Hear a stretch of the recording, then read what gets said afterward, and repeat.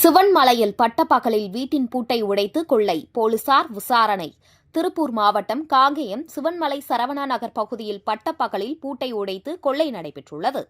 காங்கேயம் அருகே சிவன்மலை சரவணா நகர் பகுதியைச் சேர்ந்தவர்கள் செல்வராஜ் 53, ஜெயலட்சுமி 43 தம்பதியினர்.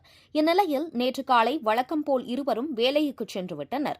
வீட்டின் உரிமையாளர்கள் வேலைக்கு சென்ற நிலையில் வீட்டை நோட்டமிட்டு திருடர்கள் கைவரிசை காட்டியுள்ளனர். பின்னர் வீட்டின் உரிமையாளர் வேலை முடித்து வீட்டுக்கு வந்து பார்த்தபோது வீட்டின் கதவு உடைக்கப்பட்டு பீரோவில் வைக்கப்பட்டிருந்த பணம் 57,000 மற்றும் அரை பவுன் தங்கத்தோடு ஆகியன கொள்ளையடிக்கப்பட்டது தெரியவந்தது. இதுகுறித்து தகவல் அறிந்து வந்த காங்கேயம் போலீசார் சம்பவ இடத்திற்கு உடனடியாக வந்து விசாரணை மேற்கொண்டனர். மேலும் இந்த திருட்டுச் சம்பவம் தொடர்பாக வழக்கு பதிவு செய்தனர். கொள்ளை சம்பவத்தில் ஈடுபட்ட மர்ம நபர்களை தேடி வருகின்றனர். சிவன்மலை சரவணா நகர் பகுதி எப்போதும் ஆள் நடமாட்டம் உள்ள பகுதியாகும். இப்பகுதியிலேயே பட்டப்பகலில் வீட்டின் பூட்டை உடைத்து கொள்ளை நடைபெற்றுள்ளது. மேலும் இதே பகுதியில் கடந்த மாதம் பட்டப்பகலில் இருசக்கர வாகனத்தை ஒரு இளைஞன் திருடிச் செல்லும் வீடியோ காட்சி வைத்து புகார் தெரிவித்தும் காங்கேயம் காவல்துறை வழக்கு பதிவு செய்யவில்லை.